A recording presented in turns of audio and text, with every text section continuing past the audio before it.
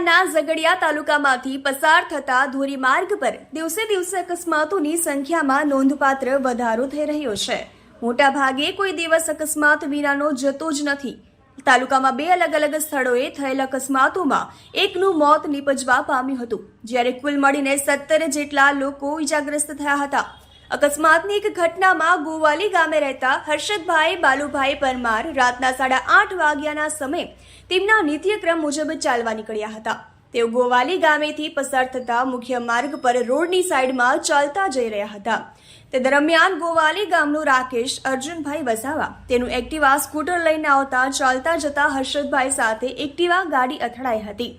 સર્જાયેલા અકસ્માતમાં હર્ષદભાઈ ઇજાગ્રસ્ત થતા તેમને સારવાર માટે ભરૂચ સિવિલ હોસ્પિટલ ખાતે લઈ જવામાં આવ્યા હતા।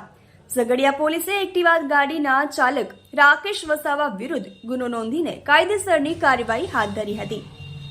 તહેલકા ન્યૂઝ સાથે રિપોર્ટર અબ્બી સૈયદ, ઝઘડિયા।